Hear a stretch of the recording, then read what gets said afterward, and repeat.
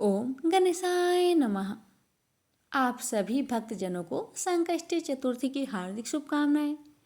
आज का यह पावन दिन विघ्नहर्ता श्री गणेश भगवान को समर्पित है। वह देवता जो प्रथम पूज्य है, बुद्धि, विवेक और सुख समृद्धि के प्रतीक है। संकष्टी चतुर्थी का अर्थ है संकटों का नाश करने वाली चतुर्थी। जो भी भक्तजन इस दिन व्रत रखते हैं, गणपति बप्पा की पूजा करते हैं और श्रद्धा से उनकी कथा सुनते हैं, उनके जीवन से विघ्न, दुख और कलेश स्वतः दूर हो जाते हैं। तो भक्तों, संकष्टी चतुर्थी के शुभ अवसर पर मैं आप सभी को सुनाने जा रही हूँ गणेश भगवान जी की व्रत कथा, और फिर उसके बाद आप रसपान करेंगे चौथ माता की मंगलमयी कथा, जो हर स्त्री पुरुष के जीवन में सुख, शांति और संतान सुख का आशीर्वाद देती है। तो आइए मन को शांत करें, शांतचित होकर पूरे श्रद्धा भाव से गणपति बप्पा की पावन कथा का श्रवण करें।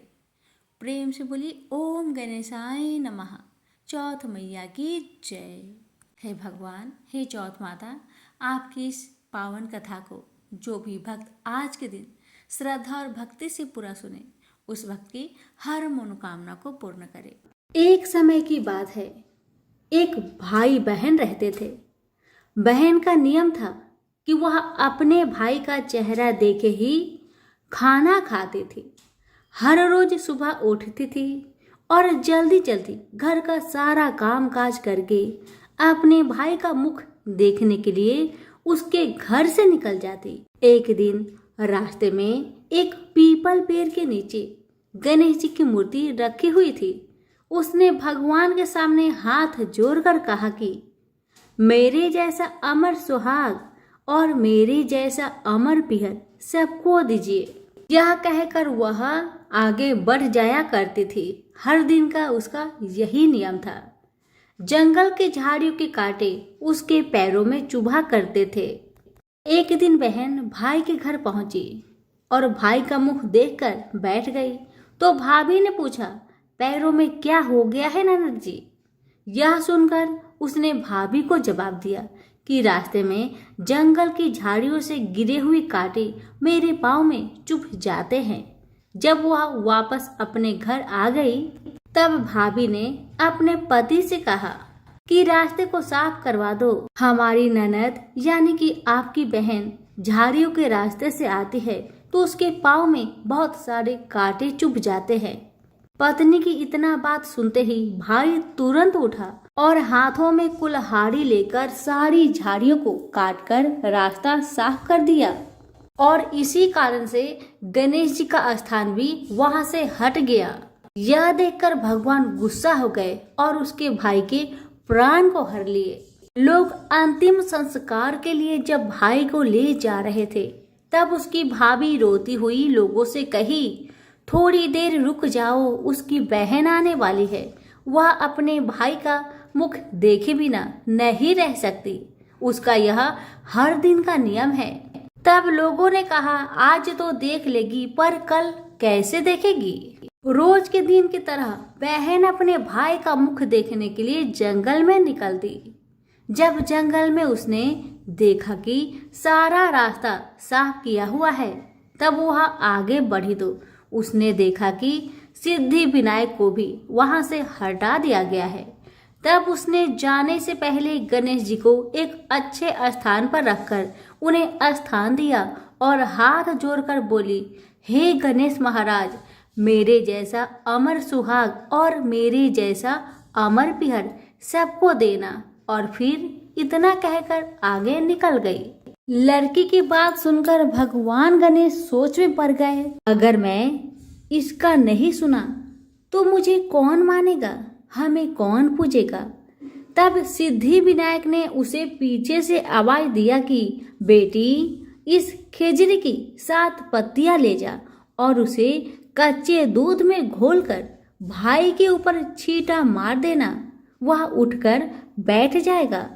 यह सुनकर जब बहन पीछे मुड़ी तो उसने देखा कि वहां तो कोई नहीं है, लेकिन फिर भी उसके दिल से आवाज आई, जो मैंने सुना वैसे ही करती हूँ, देखा जाए क्या होता है। इतना सोचकर वह 7 खेजड़ी की पत्तियां लेकर अपने भाई के घर पहुंची। उसने देखा वहां कई लोग बैठे हुए हैं, भाभी बैठी रो रही है और पास में ही भाई का लाश रखा हुआ है। तब उसे रास्ते में जो आवाज सुनाई दी थी वही बात याद आई और उसने वैसा ही किया जैसे उसने सुना था। उसने खेजड़ी की 7 पत्तियों को बताए हुए नियम के तहत भाई के ऊपर इस्तेमाल किया। तब उसका भाई उठकर बैठ गया। भाई बोला बहन से, मुझे तो बहुत ही गहरी नींद आ गई थी। तब बहन बोली यह नींद किसी दुश्मन को भी ना आए और उसने सारी बात अपने भाई को बता दी। हे गणेश महाराज, जैसे आपने उस बहन की सुनी वैसे ही कहानी कहने वाले, हुक्कारे भरने वाले सभी की परिवार की सुनना और सभी के परिवार की रक्षा करना। सभी प्रेम से बोलिए गणेश महाराज की जय हो। एक सास बहू थी। सास उसकी बहू को खाना नहीं देती थी।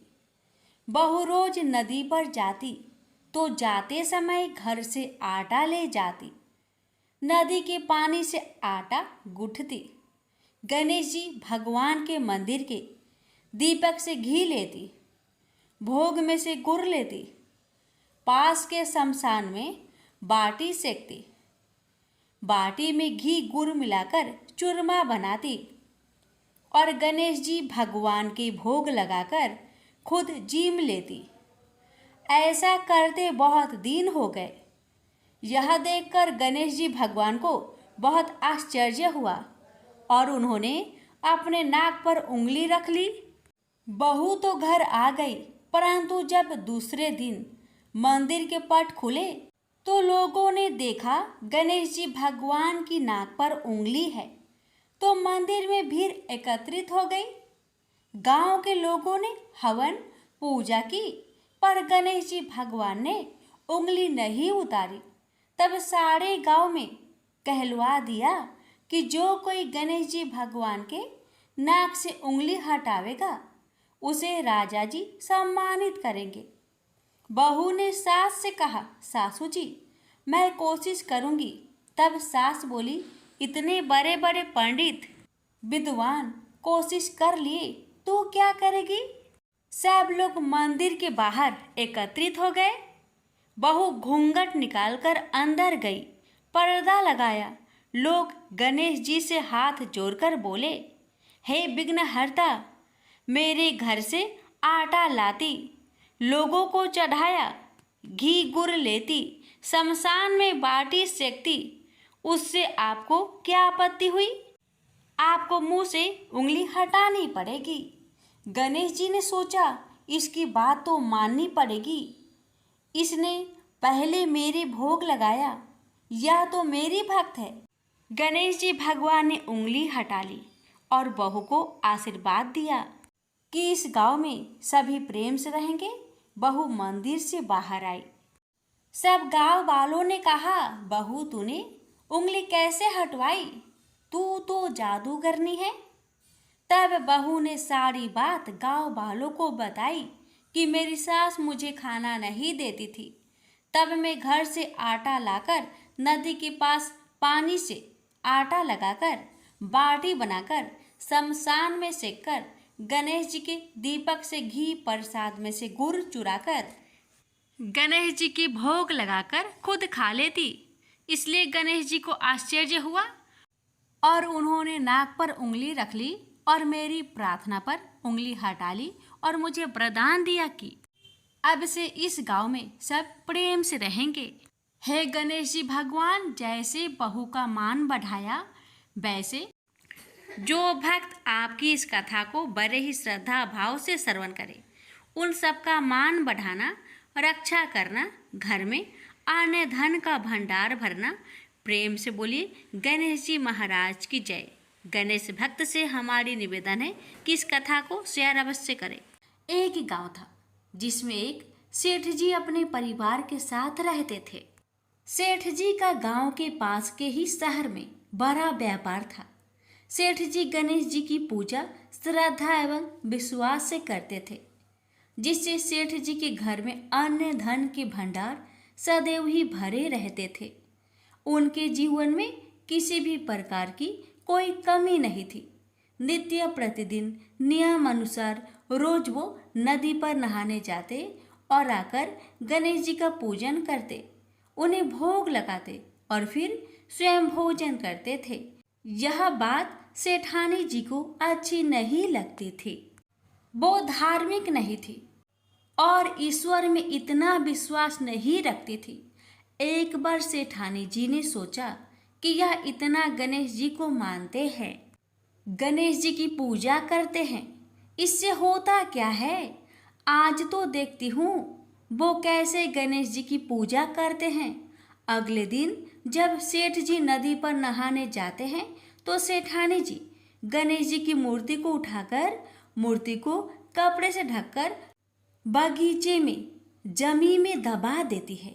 जब सेठ जी नदी पर से नहाकर घर आते हैं और देखते हैं कि गणेश जी की मूर्ति तो मंदिर में नहीं है, तो वो सेठानी से पूछते हैं, गणेश जी की मूर्ति मंदिर में नहीं है, कहाँ गई? तो सेठानी जी बोलती है, मुझे नहीं मालूम, मूर्ति को घर में बहुत ढूंढाते हैं। उस दिन क्योंकि वो गणेश जी को भोग नहीं लगा पाए, इसके लिए सेठ जी ने अन्न जल का भी त्याग कर दिया और गणेश जी से प्रार्थना करने लगे, हे प्रभु, लगता है आप मुझसे रुष्ट हो गए हो और कहीं चले गए हो। आप अपनी कृपा दृष्टि मुझ पर बरसाइए। ये प्रभु, मुझे दर्शन दीजिए।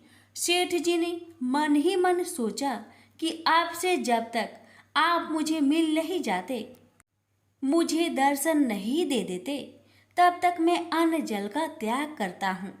उस दिन पूरा निकल गया।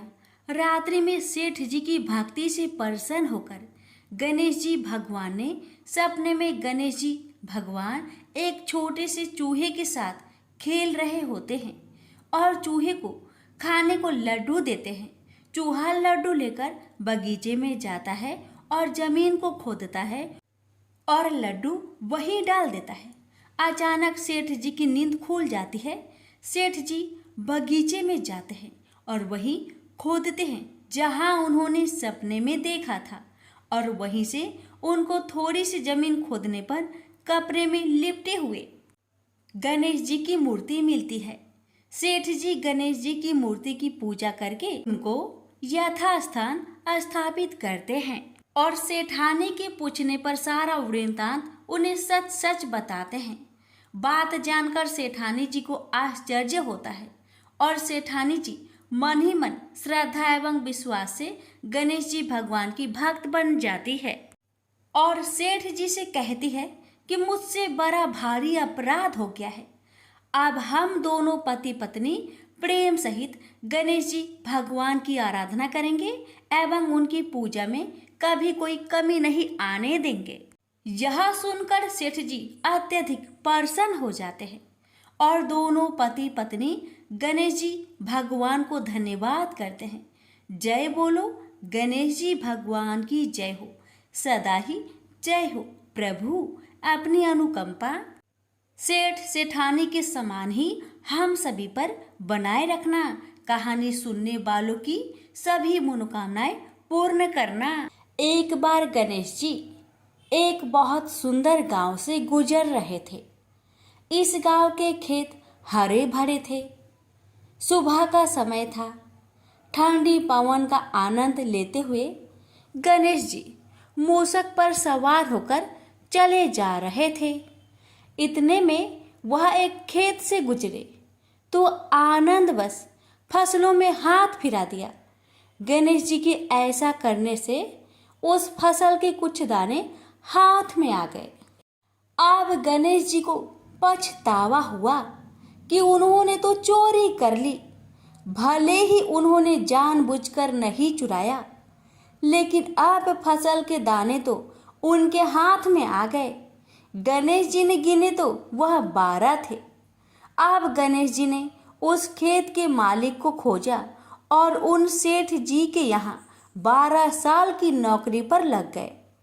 एक दिन सेठानी राख से हाथ धोने लगी तो गणेश जी ने सेठानी का हाथ पकड़कर मिट्टी से हाथ धुलवा दिया। सेठानी ने सेठ जी से शिकायत की और कहा कि देखो, नौकर ने मेरा हाथ पकड़ लिया। सेठ जी ने गणेश को बुलाकर पूछा कि तुमने सेठानी का हाथ क्यों पकड़ा? गणेश जी ने बोला कि मैंने तो बस ये कह रहा था कि राख से हाथ धोने से घर की लक्ष्मी नाराज होकर घर से चली जाती है और मिट्टी से हाथ धोने से आती है। सेठ जी ने सोचा कि गणेश ठीक कह रहा है। थोड़ी दिनों बाद कुंभ का मेला आया। सेठ जी ने कहा, गणेश, सेठानी को कुंभ के मेले में स्नान करा कर ले आओ। सेठानी किनारे पर बैठकर नहा रही थी तो गणेश जी उनका हाथ पकड़कर आगे डुबकी लगवा लाए। घर आकर सेठानी ने सेठ से कहा कि गणेश ने तो मेरी इज्जत ही नहीं रखी और इतने सारे आदमियों के बीच में मुझे घसीटकर आगे पानी में ले गए। तब सेठ जी ने गणेश जी से पूछा कि ऐसा क्यों किया? तो गणेश जी ने कहा कि सेठानी किनारे बैठकर गंदे पानी से नहा रही थी तो मैं आगे अच्छे पानी में डुबकी लगवा कर ले आया। इससे अगले जन्म में बहुत बड़े राजा और राजपाट मिलेगा। सेठ जी ने सोचा कि गणेश ठीक कह रहा है। एक दिन घर में पूजा पाठ हो रही थी, हवन हो रहा था। सेठ जी ने गणेश को कहा कि जाओ सेठानी को बुलाकर ले आओ। गणेश सेठानी को बुलाने गए तो सेठानी काली चुनरी ओढ़कर चलने लगी तो गणेश जी ने काली चुनरी फाड़ दी और कहा कि लाल चुनरी ओढ़ के चलो। सेठानी नाराज होकर सो गई। सेठ जी ने आकर पूछा, क्या बात है? तो सेठानी बोली कि गणेश ने मेरी चुनरी फाड़ दी। सेठ जी ने गणेश को बुलाकर बहुत डांटा तो गणेश जी ने कहा, पूजा पाठ में काला वस्त्र नहीं पहनते हैं, इसलिए मैंने लाल वस्त्र के लिए कहा। काला वस्त्र पहनने से कोई भी शुभ काम सफल नहीं होता है। फिर सेठ जी ने सोचा कि गणेश है तो समझदार। एक दिन सेठ जी पूजा करने लगे तो पंडित जी ने बोला कि वो गणेश जी की मूर्ति लाना भूल गए, अब क्या करें? तो गणेश जी ने बोला कि मेरे को ही मूर्ति बनाकर विराजमान कर लो, आपके सारे काम सफल हो जाएंगे। यह बात सुनकर सेठ जी को भी बहुत गुस्सा आया और वे बोले कि तुम तो अब तक सेठानी से ही मजाक करते थे, मेरे से भी करने लगे। तो गणेश जी ने कहा, मैं मजाक नहीं कर रहा हूँ, मैं सच बात कह रहा हूँ।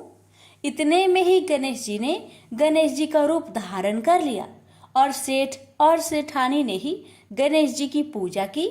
पूजा खत्म होते ही गणेश जी अंतर ध्यान हो गए। सेठ सेठानी को बहुत धोखा हुआ और उन्होंने कहा कि हमारे पास तो गणेश जी रहते थे और हमने उनसे इतना काम करवाया।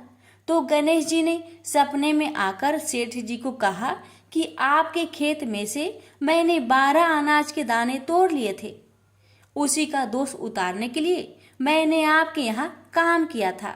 सेठ जी की करोड़ों की माया हो गई। हे गणेश जी महाराज, जैसा सेठानी को दिया वैसा सबको देना, कहते को सुनते को और सारे परिवार को दे देना। जय श्री गणेश जी। एक बार पथवाड़ी माता पाल और विनायक जी में झगड़ा हो गया। सब आपस में स्वयं को बड़ा बताने लगे। इतने में एक ब्राह्मण का लड़का आया। पाल, पथवाड़ी, गजानन जी ने उसे रोका और कहा, लड़के रुक जा और हमारा न्याय कर। लड़का बोला, मैं कल वापस आऊंगा तब न्याय करूंगा। घर आकर लड़के ने माँ से कहा, माँ, मुझे कल पाल, पथवाड़ी माता, विनायक जी का न्याय चुकाना है। तो माँ ने कहा, बेटा सबको बड़ा बता देना। दूसरे दिन लड़का वहां गया और बोला, पाल माता, आप बड़ी हो, क्योंकि हर व्यक्ति आता है और स्नान ध्यान करके शुद्ध होकर जाता है और आप सबकी रक्षा करती हैं, हे पथवारी माता, आप सबसे बड़ी हो, क्योंकि कितने भी तीर्थ धर्म ध्यान कर ले पर आपकी पूजा किए बिना उनका कार्य पूर्ण नहीं होता। आप जीवित को भी तारती हैं और मरने के बाद भी उद्धार करती है। पथवारी माता पथ की धारिणी, इसलिए आप बड़ी हो। अब विनायक जी से लड़का बोला, सबसे पहले शुभ काम में आपको ही मनाया जाता है। आपको ध्याये बिना कोई काम सिद्ध नहीं होता, इसलिए आप बड़े हो। पाल माता, पथवारी माता, विनायक जी भगवान लड़के की चतुराई से प्रसन्न हो गए और बोले, लड़के, तुमने तो हम सबको बड़ा कर दिया, उसको सुखी रहने का आशीर्वाद दिया और जौ के दाने उसके अंगोछे में डाल दिया। लड़का सोचने लगा, ये तो घाटे का सौदा रहा। सारा दिन खराब कर न्याय किया और इतने से जौ मिले। उदास मन से घर आकर अंगोछा एक कोने में डाल दिया। माँ ने अंगोछा उठाया तो उसमें से हीरे मोती बिखर गए। तो माँ बोली, बेटा न्याय करके क्या लाया है? लड़का बोला, माँ कोने में जो पड़ा है देख लो। वहाँ गई, देखा हीरे मोती का ढेर लगा है, हीरे मोती जगमगा रहे हैं। माँ अत्यधिक प्रसन्न हो गई। माँ ने बेटे को बुलाया और कहा, बेटा आज तो पाल माता, पथवारी माता, विनायक जी भगवान आज तो हम पर प्रसन्न हुए हैं। माँ बेटे बहुत प्रसन्न हुए। हे भगवान, जैसा पाल माता, पथवारी माता, विनायक जी भगवान ने लड़के को दिया, वैसे सबको देना। कहानी कहने सुनने हुक्कर भरने वालों को सुख समृद्धि धन्य धान्य देना। प्रेम से बोलिए, पाल पथवारी विनायक भगवान की जय। चौथ माता की व्रत कथा। एक सेठ सेठानी थे। उनके एक बेटा और बहू थे। बहू सबको भोजन करा के फिर स्वयं भोजन करती। एक पड़ोसन ऐसी भी थी जो रोज पूछती कि बहू आज क्या बनाया और क्या खाया। बहू कहती, ठंडो बासी। एक दिन उसके पति ने ऐसा सुनकर विचार किया कि आज तो पकवान बनाए जाए, फिर देखे कि मेरी पत्नी क्या कहती है। उसने तरह तरह के पकवान बनवाए और घर के सभी लोगों ने एक साथ बैठकर भोजन किया। आज भी पड़ोसन ने पूछा तो बहू ने कहा, ठंडो बासी। सेठ के लड़के ने सोचा, हो ना हो कोई बात अवश्य है जिससे कि मेरी पत्नी ऐसा कहती है। उसने पत्नी से पूछा, तुम रोज ठंडो बासी खाया ऐसा क्यों कहती हो, जबकि हम सबने एक साथ बैठकर कई तरह के पकवान खाए। उसकी पत्नी बोली, हम लोग जो खा रहे हैं वह बाप बूढ़ों की कमाई है। जिस दिन आप कमा कर लाओगे उस दिन मैं समझूंगी कि ताजा भोजन कर रही हूँ। अब एक दिन लड़के ने माँ से कहा, माँ मैं एक बड़े शहर में कमाई करने जा रहा हूँ। माँ बोली, बेटा अपने पास इतना धन है कि खाया नहीं खुटेगा। माँ के मना करने पर भी बेटे ने स्वयं कमाने का दृढ़ निश्चय कर लिया और जाते समय पत्नी से कहा, मैं जब तक कमाकर बहुत सा धन लेकर ना आऊं तुम चूल्हे की आग मत बुझने देना। एक दिन चूल्हे की आग बुझ गई तो वह मन ही मन घबराने लगी, कहीं मेरे पति पर संकट तो नहीं आन पड़ा। जल्दी से पड़ोस में से आग लाकर चूल्हे में रख दूं। ऐसा विचार करके पड़ोस में गई। वहां पड़ोसन चौथ माता का व्रत पूजन कर रही थी। पड़ोसन ने कहा, थोड़ी देर में आकर ले जाना। बहू ने पड़ोसन से पूछा, आप यह व्रत क्यों करती हैं? इससे क्या मिलता है? पड़ोसन ने कहा, चौथ माता के इस व्रत को करने से अन्न लक्ष्मी मिले और अपनी मनोकामना पूरी हो। अब बहू भी चौथ माता का व्रत करने लगी। दीवार पर चौथ माता बनाई। उस दिन घी गुड़ का चूरमा बनाकर रात्रि को चंद्रमा को अर्घ्य देकर भोजन करती। ऐसा करते करते बहुत दिन हो गए। चौथ माता ने उस बहू के पति को सपना दिया कि साहूकार का बेटा तू जागे कि सोवे, तेरी पत्नी बहुत याद कर रही है, घर जाकर उसकी चिंता मिटा। तू दुकान खोलकर कंकु केसर का पगलिया बना के बैठ जाना, आज तेरा हिसाब किताब चुकता हो जाएगा।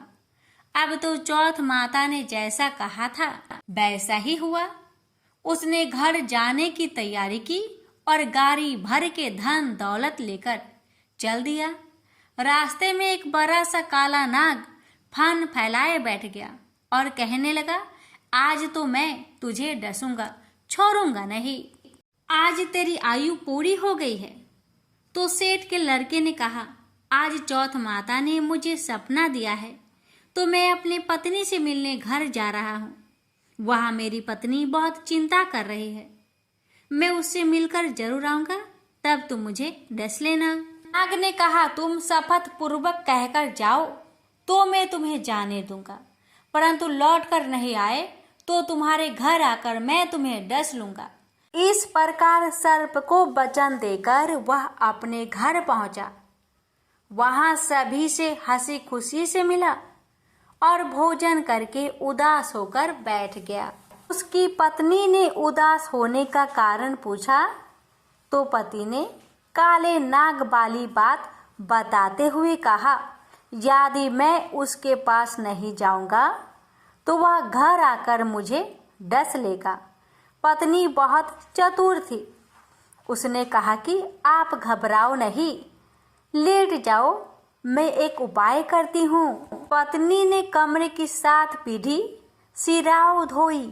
पहले पीढ़ी पर रेत, दूसरी पीढ़ी पर इत्र, तीसरी पीढ़ी पर गुलाब, चौथी पीढ़ी पर कंकु केसर, 5वीं पीढ़ी पर लड्डू पेड़ा, 6ठी पर गादी गलीचा और 7वीं पीढ़ी पर दूध का कटोरा भरकर रख दिया। इस प्रकार वह 7 ही पीढ़ी सजाकर बैठ गई। आधी रात होते ही नाग आकर पीढ़ी चढ़ने लगा। पहली पीढ़ी पर रेत में लौट गया और कहने लगा कि सेठ की बहू ने आराम तो बहुत दिया, पर वचन से बंधकर आया हूँ, सो डसूंगा अवश्य ही। इस प्रकार 7 पीढ़ियों पर नाग आराम करता हुआ और कहता हुआ कि डसूंगा जरूर। कमरे में जाने ही वाला था कि चौथ माता ने विचार किया कि मैं इसे नहीं बचाऊंगी तो संसार में धर्म कर्म और व्रत पूजन को कौन मानेगा। अब तो गणेश जी, चंद्रमा जी और चौथ माता ने उसे बचाने का विचार किया। चंद्रमा जी ने उजाला किया, चौथ माता ढाल बनी और गणेश जी ने तलवार लेकर नाग को मार दिया और ढाल से ढक दिया। अब बहू भी थकी हारी सो गई। दिन उगा तो लोग बेटे से मिलने आए, परंतु बेटा बहू तो उठे ही नहीं थे। बहुत देर हो गई तो माँ उन्हें उठाने गई। माँ ने 7 पीढ़ियों पर जो कुछ देखा तो बहुत घबराई और बेटा बहू को आवाज लगाई, बेटा बहू उठे तो देखा कि एक ढाल तलवार वहां पड़ी है। अब ढाल उठाई तो वहीं काला नाग मरा हुआ पड़ा है। बेटा बहू ने सोचा कि आज तो धर्म कर्म ही आड़े आए हैं, जो भगवान गणेश जी और चौथ माता ने अपनी रक्षा की है। हे चौथ माता, आपने जैसी सेठ के बेटे बहू की रक्षा की वैसी ही रक्षा सबकी करना। प्रेम से बोलिए, चौथ माता की जय हो, गणेश भगवान जी की जय हो। एक नगर में एक बूढ़ी माँ रहती थी। वह अपने बेटे की सलामती के लिए 12 महीनों की चौथ का व्रत करती थी। हर चौथ को पंसारे से थोड़ा सा गुड़ और घी लाकर 4 लड्डू बनाती, एक बेटे को देती, एक से पूजा करती, एक हथकार के लिए निकालती और एक चांद उगने पर खुद खा लेती थी। एक बार उसका बेटा ताई से मिलने गया। ताई ने बैसाखी चौथ का व्रत रखा था। ताई से पूछा, माँ तो 12 चौथ करती है। ताई बोली, तेरी माँ तेरी कमाई से तरमाल खाने के लिए 12 चौथ करती है। तू परदेश जाए तो वह एक भी चौथ नहीं करेगी। लड़के को लगा ताई सच कह रही है। घर आकर माँ से कहा, मैं परदेश जा रहा हूँ, यहाँ तू मेरी कमाई खाने पीने में ही उड़ा देती है। माँ ने समझाकर रोकना चाहा, पर बेटा नहीं माना। माँ ने उसे साथ ले जाने के लिए चौथ माता के आंखें दिए और कहा, मुसीबत में ये आंखें तेरी मदद करेगी। वह आंखें लेकर रवाना हो गया। घूमते हुए एक नगर में पहुंचा। उसने देखा एक बूढ़ी माँ रोते जा रही थी और पुआ बनाते जा रही थी। उसने कारण पूछा तो बूढ़ी माई ने कहा, बेटा, इस नगर की पहाड़ी पर एक दैत्य रहता है। पहले वह नगर में आकर कई लोगों को खाने के लिए मार देता था।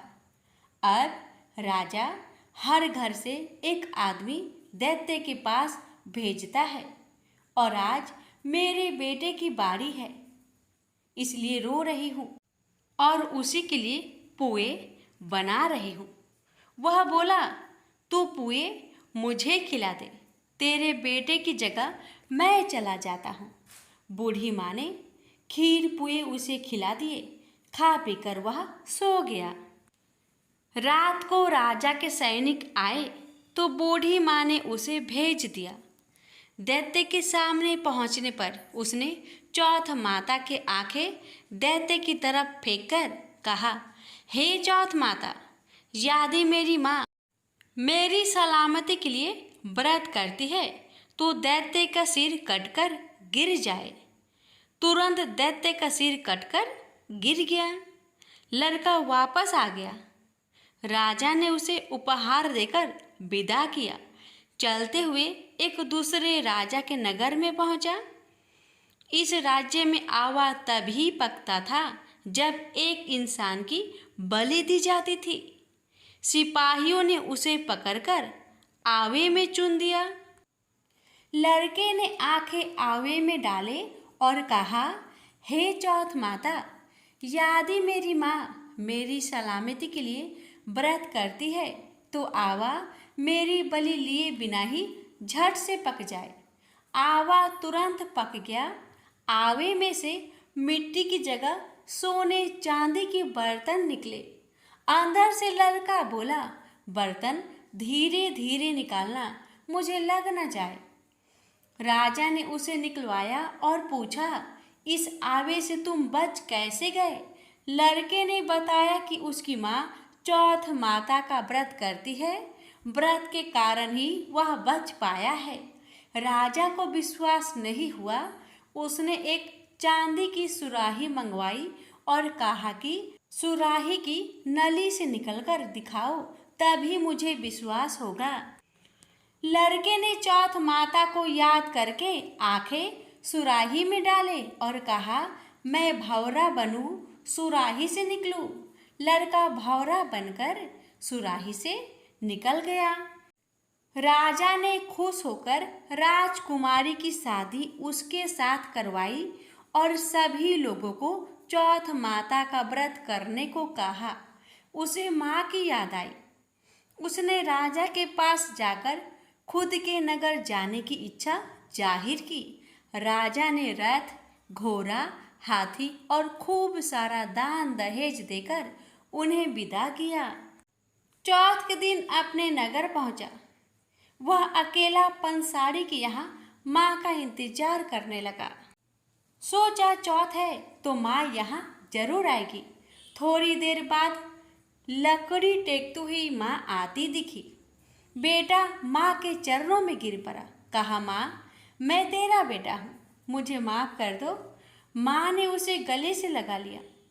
लोग चौथ माता की जय जयकार करने लगे। उस नगर के सभी लोग चौथ माता का व्रत करने लगे। हे चौथ माता, जैसे बूढ़ी माँ और उसके बेटे की सहायता की, वैसे हमारी भी करना। कहानी कहने और सुनने वाले पर कृपा करना। बोलिए चौथ माता की जय हो।